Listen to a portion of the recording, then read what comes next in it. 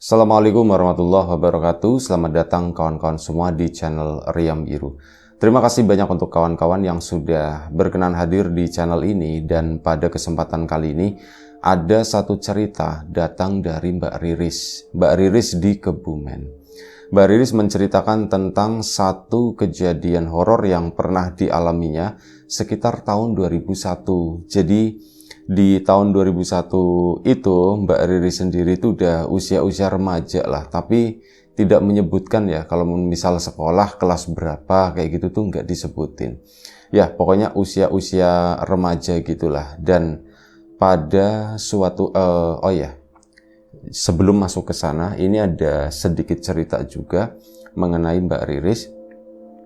Jadi di tahun segitu, di tahun 2001, kebetulan bapaknya Mbak Riris itu menjabat menjadi ketua RT. Ketua RT punya seorang anak gadis yang ya mungkin di kelas kampung itu menarik. Ini kata Mbak Riris sendiri ya.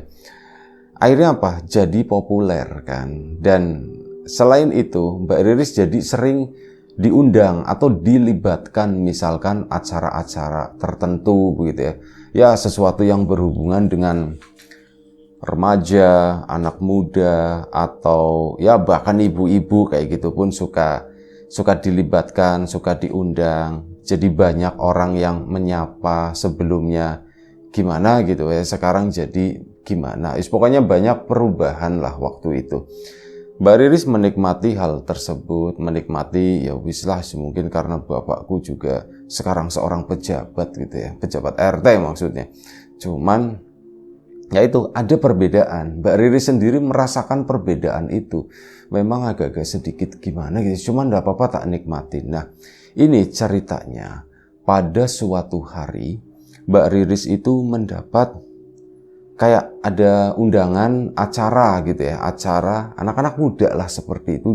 Mereka tuh mau bikin apa waktu itu, dan Mbak Riris itu diundang. Kebetulan acaranya sendiri itu masih di rumah kerabatnya Mbak Riris, yaitu di rumah budenya. Riris sudah datang ke situ sekaligus ya nengokin sepupu-sepupunya ya ke sana. Nah, ya berkegiatan udah izin sama bapak tentu saja sebagai pejabat. Pak, aku mau ke sana, Pak. Aku mau ke rumahnya Bude. Loh, acara apaan? Ini mau ngadain acara begini-begini katanya begitu. Oh, ya wis sudah sana. Akhirnya Mbak Riris pun ke sana jalan sendiri. Oh, sorry, mohon maaf, naik sepeda waktu itu. Jalan ke sana naik sepeda. Begitu sampai di rumah Bude, itu udah lumayan cukup ramai. Udah banyak lah yang datang ke situ ya, dan sepertinya kayak nunggu Mbak Riris doang. Begitu Mbak Riris ke situ, acara dimulai gitu ya. Ada yang ngomong, terima kasih, selamat malam atas kehadirannya, dan sebagainya begitu ya. Itu udah, intinya acara makan-makan. Cuman kayak rapat gitu doang ternyata. Oh, rapat bahas ini, bahas ini, bahas ini. Dan sampai akhirnya rapat itu pun selesai, nggak terlalu malam, jam 9 kurang itu udah beres semua dan bubar gitu kan anak-anak itu peserta. Nah, Mbak Riris berhubung itu kan di rumah budenya sendiri, jadi ya akhirnya kan ngobrol-ngobrol lah sama budenya, sama sepupu-sepupunya, dan baru pulang itu sekitar jam 9 lewat 10 menit. Memang nggak terlalu malam ya. Di kampungnya Mbak Riris itu tahun segitu masih relatif lumayan cukup sore lah. Masih banyak gitu ya di beberapa titik orang-orang itu pada melek, orang-orang itu pada begadang. Nah, Mbak Riris pun pulang, pamit sama Bude.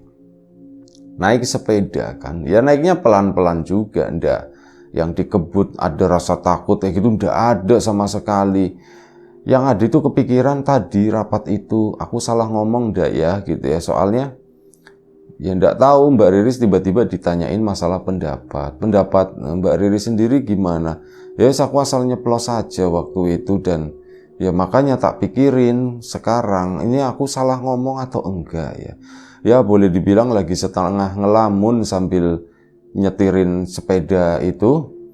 Tiba-tiba Mbak Riris melihat ada dua penampakan, ada dua sosok anak kecil.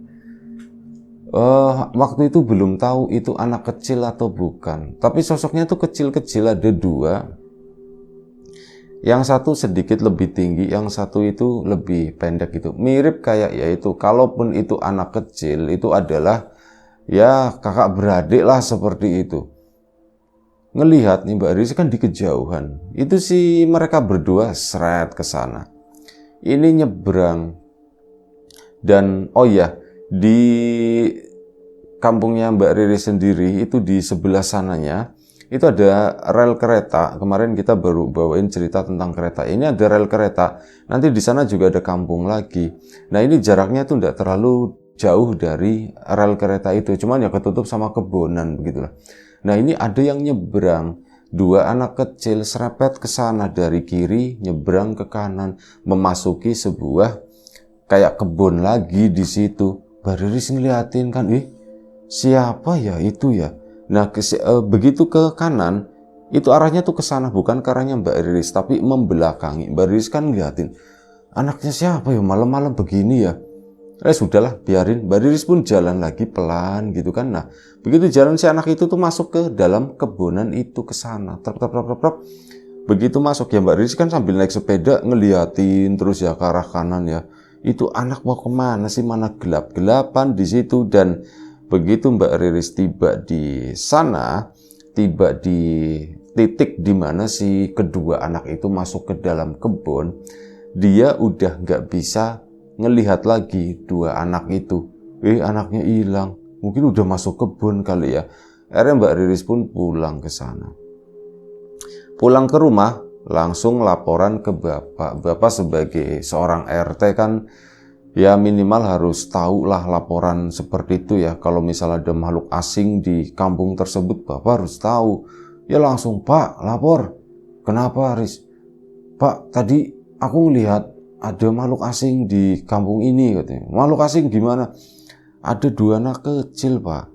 Itu jalan nyebrang dari kiri ke kanan, itu masuk ke kebun, Pak. Itu yang ada bambu matinya di situ, kata si Mbak Riris. Lah itu setan. Bapak itu langsung jawab begitu sebagai ketua RT, langsung menyimpulkan, oh itu setan. Udah biarin aja. Setan, Pak. Masa sih, Pak? Iya, terus kalau bukan setan apalagi gitu. Malam-malam anak kecil main ke kebun, emangnya lagi petak umpet. Kan sekarang lagi nggak musim anak main petak umpet. Iya juga sih. Berarti itu setan ya, Pak ya? Iya, kemungkinan itu setan. Berarti aku lihat setan ya, Pak ya? Ya iya, lihat setan. Lah tahu gitu aku lari ya, Pak, kata si Mbak Ririsnya gitu. Cuman ya wis lah, udah dari sana udah malam tidur, kata Bapak. Mbak Riris pun akhirnya istirahat. Keesokan paginya, di saat lagi ada senggang, lagi ada waktu, ya Mbak Riris kan sekali jalan-jalan gitu kan, beli rujak atau apa, atau ke rumah temennya mampir begitu kan. Nah ini waktu itu bukan pagi tapi sore hari. Mbak Riris keluar naik sepeda mau mampir ke tempat temannya, dan kebetulan rute yang dilewati itu adalah rute yang semalam itu, di mana Mbak Riris melihat ada sepasang anak kecil yang lewat di sana. Akhirnya apa, Mbak Riris kan ngeliatin di sekitaran situ, semalam di sini ya anaknya ini bambu mati. Di sini nih, masuknya di sini nih. Aku waktu itu, aku berdirinya di sana, di titik itu. Dan Mbak Riris sendiri, akhirnya kan ngeliat kan ke sana, ke dalam kebun. Larinya kemana sih? Setannya itu kemana masuknya? Nah begitu pandangannya Mbak Riris masuk ke dalam kebun, dia itu melihat ada bangunan, ada bekas bangunan lebih tepatnya. Dan itu udah runtuh lah, udah rusak gitu ya. Ada bangunan. Oh iya ya, di situ. Memang di sana itu ada reruntuhan rumah yang udah lama nggak dipakai. Memang beberapa gentengnya itu masih ada beberapa bagian ya, kayak misal di bagian kamarnya doang, tapi ruang tengahnya itu udah ngeplong, gentengnya itu udah nggak ada, udah runtuh, udah rusak. Nah itu ada rumah seperti itu. Wow, jangan-jangan setannya tuh penunggu ini, kata si Mbak Riris tadi dalam hati. Oh berarti ke sini setannya, ya wis lah. Aku jalan lagi, akhirnya lanjut ke tempat temannya. Udah sore kan, sekitar jam 5:30 Mbak Riris pulang. Udah sore, aku nanti dicariin sama bapak. Pulang naik sepeda, lewat ke situ lagi. Nah, nengok ke arah kanan kan. Nah, begitu nengok ke arah kanan, Mbak Riris itu melihat dua anak itu lagi berjalan keluar dari reruntuhan rumah tersebut. Wih, wih, setannya keluar, setannya keluar. Oh iya, ini udah mau maghrib gitu kan, udah sendekala nih. Pantesan setannya keluar. Langsung Mbak Riris tuh ngebut ke sana, pulang ke rumah. Laporan lagi sama bapaknya, Pak, setannya tadi keluar, Pak. Keluar gimana? Yang itu yang semalam aku ceritain, yang anak-anak itu. Oh, terus gimana, kata si bapak? Ya aku lagi lewat ke sana, Pak. Itu di rumah, Pak. Rumah runtuh itu loh, Pak. Oh iya, rumah runtuh itu kenapa? Keluarnya dari situ, Pak. Berarti itu markas setannya, Pak, kata si Mbak Riris. Oh begitu. Ya wis lah, biarin aja gitu. Oh, namanya tempat kayak gitu ya pasti ada yang nunggu, ada setannya, kata si bapak. Dan pas banget ya, Pak ya. Omongan orang dulu itu bener, kata Mbak Riris. Apanya yang pas? Ini kan udah sore, Pak. Udah mau maghrib sendekala. Pantesan disuruh pada masuk anak kecil. Yang ini, wes pokoknya yang kerja berhenti gitu kan, dan sebagainya. Banyak mitosnya. Ternyata itu pada keluar, Pak gitu. Nah itu dia, makanya kamu juga jangan kelayapan kalau jam-jam segini. Ya iya, Pak, ini kan aku juga udah pulang. Udah kan, selesai. Sampai akhirnya mulai ada rasa takut nih Mbak Riris. Jadi dalam artian begini, dia itu udah nandain di sini tuh angker. Cuman waktu itu, mohon maaf, ngantuk ternyata. Jadi cuman waktu itu Mbak Riris itu baru cerita, ya nggak ke semua orang, tapi cerita ke temannya. Ya aku semalam lihat setan. Di mana, Riz? Itu sih di rumah kosong gitu kan. Nah, seperti itu Mbak Riris cerita ke tempat temannya. Dan akhirnya apa? Itu kan sore terakhir itu. Malam harinya dia itu berencana mau keluar, cuman aku nggak mau arah ke sana, mau arah ke yang lain. Sampai kurang lebih, jadi selama 2 hari Mbak Riris itu menghindari arah yang pokoknya ke arah situ, lewatin reruntuhan rumah. Soalnya dia udah 2 kali ngelihat ada anak kecil. Sampai 2 hari selanjutnya barulah ada keterpaksaan. Waktu itu Mbak Riris itu lagi-lagi diundang rapat. Rapat yang kemarin itu belum selesai, butuh dilanjutkan. Mau ndak mau kan dia harus datang lah untuk menjaga nama baik aku sebagai tamu undangan gitu kan. Lagian posisiku di sana juga enak. Aku datang lah, kata Mbak Riris. Akhirnya Mbak Riris pun datang malam itu. Nah saat lagi perjalanan menuju ke tempat tersebut dengan sepedanya, Mbak Riris itu melihat ada seseorang jalan di sebelah kiri jalan, dan itu lokasinya tuh tepat di titik di mana Mbak Riris sebelumnya melihat 2 anak kecil itu. Nih, ada seorang pemuda itu jalan. Siapa sih itu ya? Diperhatikan sama Mbak Riris. Maksudnya sebagai seorang gadis remaja, kalau misal ada pemuda seperti itu kan malu, nanti gimana ya aku nyapanya ya gitu ya.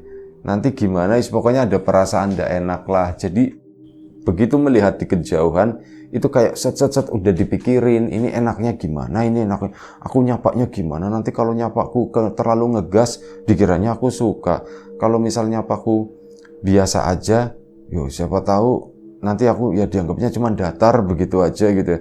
Aduh, aku harus gimana ya, bingung sendiri mikirin seperti itu. Sampai akhirnya si pemuda itu, Mbak Riris belum sampai ke titik pemuda itu lagi berjalan.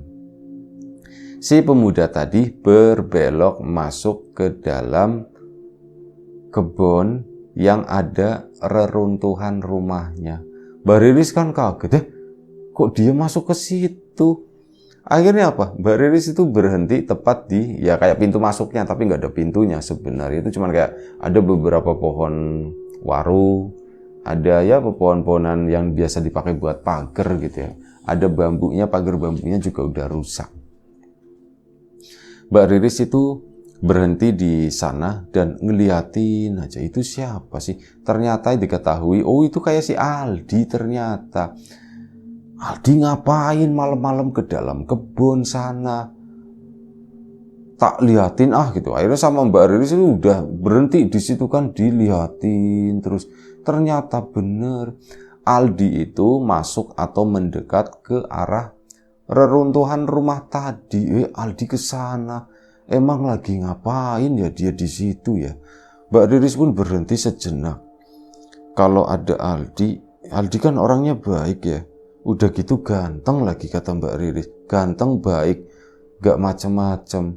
Kalau dimacem-macemin juga enggak apa-apa, kata Mbak Riris gitu ya. Apa aku samperin ke sana ya? Aku penasaran soalnya Aldi itu lagi ngapain. Sepeda pun ditaruh di pinggir jalan di situ. Mbak Riris masuk ke dalam sana. Tapi masuk baru 2 langkah. Kok aku takut ya, kok gelap begini, Aldinya udah nggak kelihatan.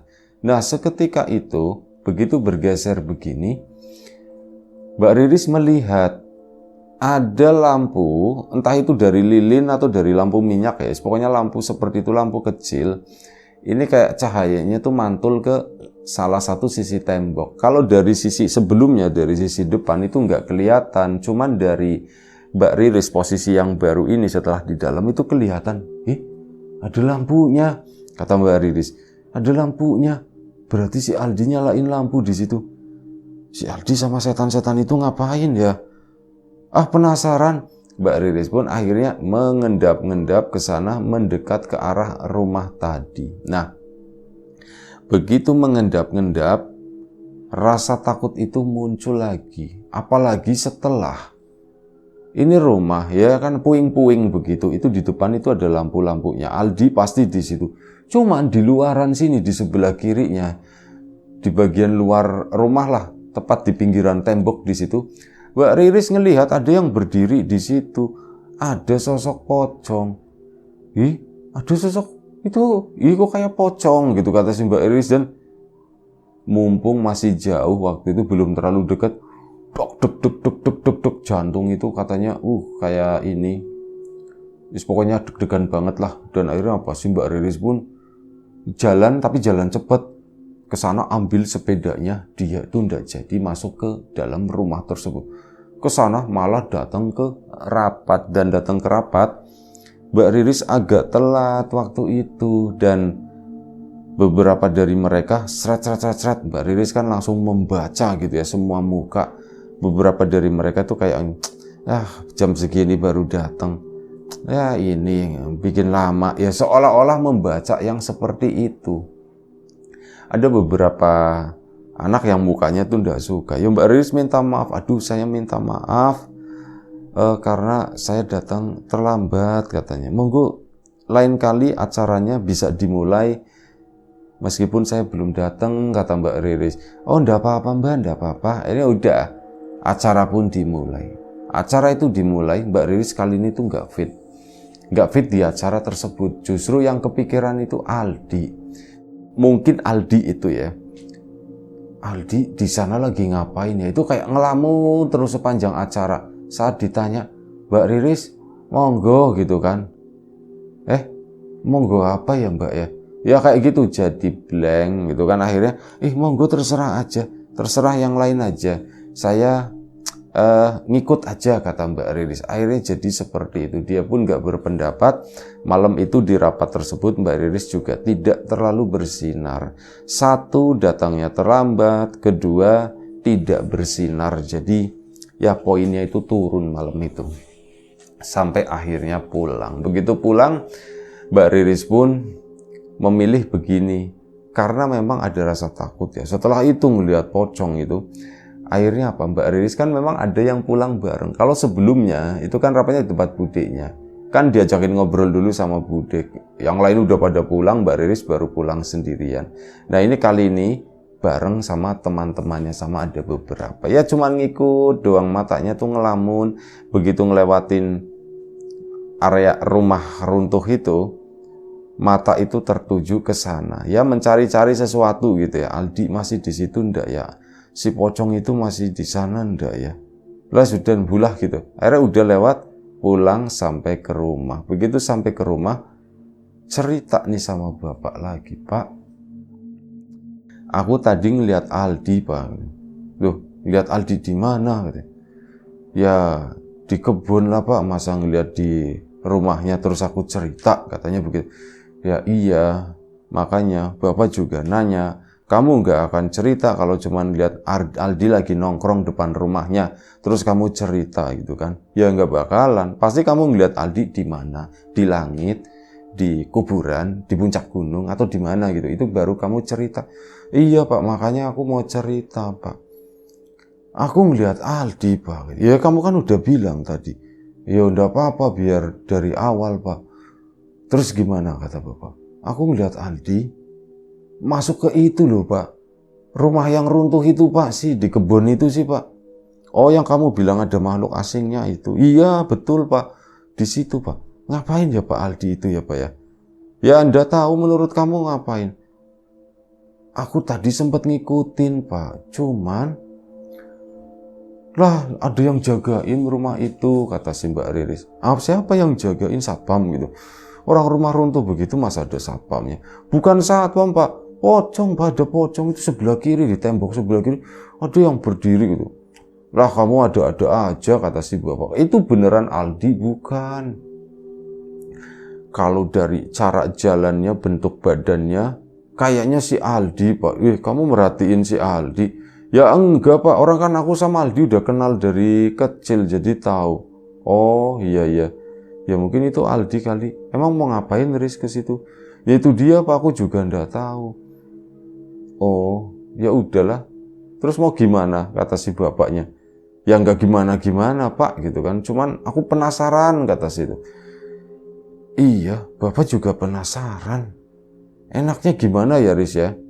Mbak Riz itu punya ide akhirnya waktu itu, cuman nggak disampaikan ke bapaknya. Udah deh Pak, nggak usah katanya.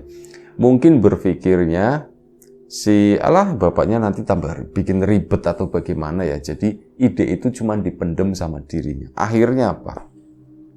Kesempatan, kata Mbak Riris, aku mau datang ke rumahnya si Aldi. Datang ke sana didatengin lah sore itu. Pertama ada ibunya gitu kan. Mbak, Bu, Aldinya ada Bu, katanya. Oh ada. Tumben Mbak Riris nyariin Aldi. Iya ndak apa-apa Bu, mau ketemu, ada perlu, katanya begitu. Oh iya sebentar, tak panggilin. Aldi gitu. Dipanggil, keluar dari dalam itu bawa ayam gitu. Mbak Ririsnya ngeliatin ayam, ngeliatin mukanya Aldi. Ayam mukanya Aldi, ayam mukanya Aldi. Kenapa Riz? Ditanyakan sama si Aldi. Itu mereka udah kenal dari kecil ya. Ngapain bawa ayam Di? Ya orang aku lagi di belakang, kata si Aldinya. Ya terserah, aku mau bawa ayam, mau bawa gayung, mau bawa sarung, mau bawa apa ya terserah, kata si Mas Aldi. Ya iya sih gitu ya. Ya kenapa, ada apa, kata si Aldinya. Sebentar Di gitu kan. Oh iya sebentar kenapa Riz? Iya bener, kenapa Riz? Sini sebentar, aku ndak bisa ngomong keras-keras, katanya begitu. Ini ayamnya kesanain dulu, kenapa, kata si Mbak Ririsnya. Ini ayamnya kesanain, dibawa di depan sini kan kepalanya nongol gitu. Ini kesanain kenapa Di? Akhirnya apa Di? Taruh ayamnya tuh sama si Mas Aldi. Iya kenapa Riz? Di, aku mau nanya. Iya, tapi kamu jujur ya. Ya ini kamu mau nanya apaan dulu? Ya nantilah, katanya begitu. Tapi kamu jawab dulu jujur. Ya tergantung, kata si Mas Aldi. Ada sesuatu yang harus aku rahasiakan, jadi aku ndak bisa jujur semuanya. Yudi kamu tinggal bilang iya aja, kenapa sih, kata si Mbak Riz. Ya ndak bisa Riz, masalah prinsip, kata si Mas Aldi. Kalau memang ada yang harus aku rahasiakan, ya aku akan jawab untuk menutup rahasia itu, kata. Ya wislah terserah kamu. Oke sekarang begini, aku ndak tahu ini rahasia atau enggak. Aku ngelihat kamu, katanya. Ya ini kamu juga ngelihat aku. Bukan, aku ngelihat kamu malam-malam, kata Mbak Riris. Kamu itu lagi ngapain sih Di sebenarnya? Aku janji aku nggak akan ngomong-ngomong, kata Mbak Riris itu seperti itu. Kayak memberikan jaminan dulu ya. Aku janji aku nggak akan ngomong-ngomong, aku akan tetap ngerahasiain itu. Seperti yang kamu bilang. Ada sesuatu yang dirahasiakan, ya harus dirahasiakan, kata si Mbak Riris. Maksudnya apa sih Riz? Aku ngelihat kamu malam-malam jalan masuk ke kebun itu loh, yang ada rumah runtuh itu loh Di. Dan sebelumnya aku itu ngelihat ada 2 anak kecil di situ masuk ke sana. Aku ngeliat 2 kali, Di. Kamu ngapain ke situ? Kamu ketemu sama setan gitu, kata si ini yang Mbak Ririsnya. Sampai semalam loh, Di. Ini semalam aku ngelihat kamu, tak ikutin. Emang kamu nggak ngerasa? Enggak, aku nggak ngerasa. Lah lagian diikutin kamu juga nggak kerasa apa-apa, kata si Mbak Riris. Oh, kurang ajar, katanya begitu. Tapi beneran, Di, aku itu semalam, ya aku ngeliat kamu ke situ, Aldi mau kemana? Terus udah kamu masuk ke situ, aku juga sebelumnya ada sesuatu di sana kan. Aku penasaran, aku berhenti sepeda taruh depan, aku masuk ke situ. Kamu udah ke sana, udah jauh, mungkin udah ke arah puing-puing rumah itu kali ya. Sementara aku masih di dekat pintu, beberapa langkah masuk. Nah begitu ngeliat ke arah kiri, asem, Di, ada pocongnya, Di. Udah aku langsung balik lagi. Emang ada gitu. Emang kamu nggak tahu, Di? Enggak, aku nggak tahu, kata si Mas Aldi itu begitu. Akhirnya sudah. Di situ Mbak Riris pun akhirnya nanya kan, Di, kamu itu sebenarnya lagi ngapain sih di sana gitu kan? Aku penasaran, Di, aku cuman penasaran, tapi kamu jangan salah sangka ya, bukannya aku mau ikut campur atau bagaimana, dan aku janji merahasiakan ini, kata Mbak Riris. Kita kan udah kenal lama, Di. Ya apa hubungannya, Riz, itu? Ya saling percaya lah, kata Mbak Riz. Saling percaya. Kayak orang pacaran aja, kata si Mas Aldi.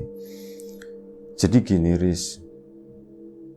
Di rumah itu ada anak kecil di sana. Hah? Itu bukan setan, Di? Ya bukan, itu bukan setan. Itu anak kecil. Dan aku ke situ buat nengokin. Bentar, Di, aku bingung. Itu anak, bukan setan. Bukan, itu bukan setan. Itu anak dari mana? Itu anak, aku ketemunya di rel di situ. Hah? Ketemu di rel? Lu jangan-jangan setan rel lo, Di. Orang bukan setan, orang itu anak. Jadi dia itu menempuh perjalanan, naik kereta api, turun di stasiun sana, pokoknya nyebutin stasiun, pokoknya di daerah Kebumen situ ya. Terus udah dia bingung mau kemana, jalan cuma ngikutin rel. Ya tak tanya, kalian mau kemana? Aku mau ke situ. Oh ternyata turun belok. Oh dia udah tinggal di reruntuhan rumah itu. Jadi aku sama dia, ya dia duluan, mereka dulu yang tinggal di sana. Aku cuma nengokin, kalian itu gimana sih gitu. Dan mereka itu berdua memang lagi berjuang, berusaha hidup, Riz, gitu. Mereka nyari makan. Iya, mereka nyari makan. Macam-macam kerja di pasar di situ. Itu mereka dapat rezeki, nanti dibawa pulang. Nah, aku ke sana semalam. Aku itu dapat kiriman ada kue bolu dari buleku. Buleku kebetulan lagi belajar bikin bolu, dan ya mungkin karena hasilnya tidak terlalu enak makanya dikasihin gitu ya. Tak cobain, guys, lumayan doang, kurang manis sedikit. Ya aku kepikiran, mau tak kasih ke itu, ke anak-anak itu. Akhirnya sudah aku bawa ke situ, ke rumah tersebut. Ya dimakan lahap sama mereka. Mereka itu senang banget. Di, itu bukan setan ya, Di ya? Bukan. Itu bukan anaknya pocong ya, Di? Bukan, apalagi anaknya pocong gitu. Pocong gimana mau jadi anak gitu kan? Ya barangkali orang aku ngelihat kok di samping kiri. Udah nggak usah ngomong pocong-pocong begitu, nanti aku ke situ jadi takut. Mereka cuman berdua tinggal di situ. Iya, mereka cuman berdua tinggal di situ. Orang tuanya ya aku nggak tahu, aku belum sempat nanya-nanya seperti itu. Wah, ini menurut Mbak Riris, ini informasi yang sangat menarik nih, dan sepertinya hal ini perlu dibagikan ke Bapak ya. Bapak harus tahu nih sebagai seorang RT, ada makhluk asing di sini, dan ini bukan makhluk gaib, tapi ternyata beneran, tapi beneran itu bukan setan ya, dia. Bukan, aku mau bilang sama bapakku, kamu mau diapain nanti anak itu ditangkap, kata Mas Aldi. Ya enggak lah, maksudnya supaya ya anak itu diurus gitu kan, enaknya bagaimana nanti kita pikirkan. Oh ya sudah kalau begitu, tapi jangan bilang-bilang dulu ya, kata Mas Aldi. Kasihan mereka. Iya, tenang aja, aku jamin, kata si ini ya. Dan ceritanya kita stop di sini dulu. Kita lanjut di episode selanjutnya, Riam Biru. Terima kasih kawan-kawan sudah mantengin sampai di menit detik ini. Jaga kesehatan. Assalamualaikum warahmatullahi wabarakatuh.